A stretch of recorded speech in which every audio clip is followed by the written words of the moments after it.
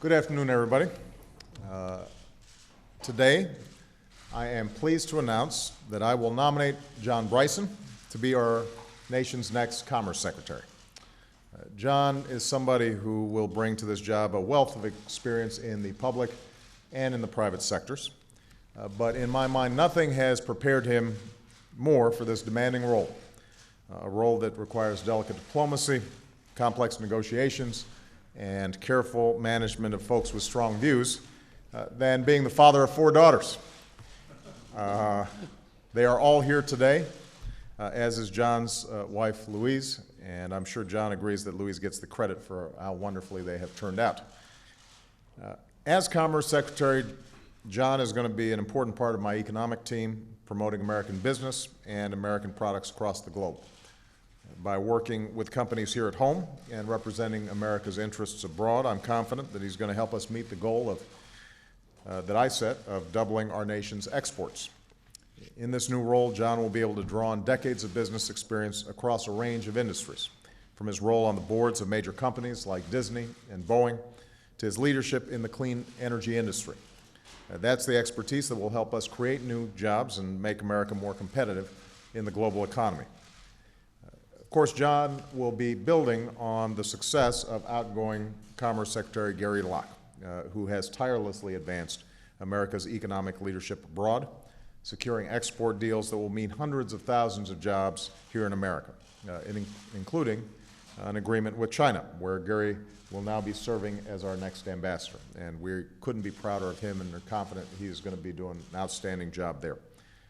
Of course, in the years ahead, a key to achieving our export goal will be promoting clean energy in America.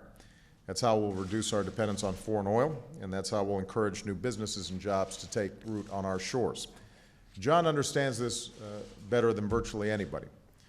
Throughout a distinguished career in which he's led nonprofits, government agencies, and large companies, he's been a fierce proponent of alternative energy.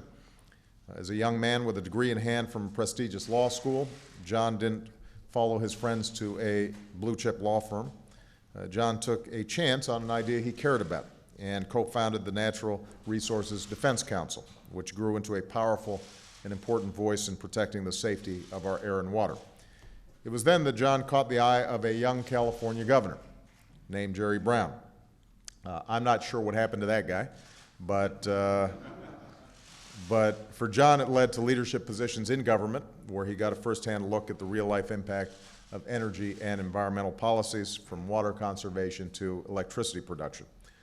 Later, in the private sector, he rose to become the chairman and CEO of Edison International, one of the nation's largest utility companies.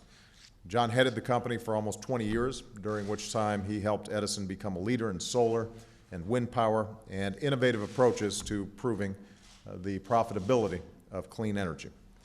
Just before he retired from the company, he launched a plan to turn 65 million square feet of unused commercial rooftops into solar power stations, the largest array in the country, with enough electricity for more than 160,000 homes. Today, he advises companies around the world as a business leader who understands what it takes to innovate, to create jobs, and to persevere through tough times. And he continues to carry himself with the integrity and sense of responsibility that have guided him his entire life. This experience and these qualities will serve our nation well as John takes on yet another tough assignment in his career. So I want to thank Gary again for his extraordinary service. He has done an outstanding job while at Commerce.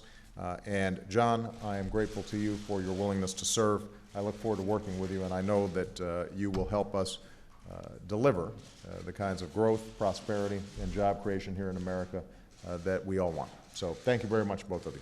Thank you very much, Mr. Congratulations. President. Thank you. Thank you, Mr. President. Thank you. Thank you, everybody.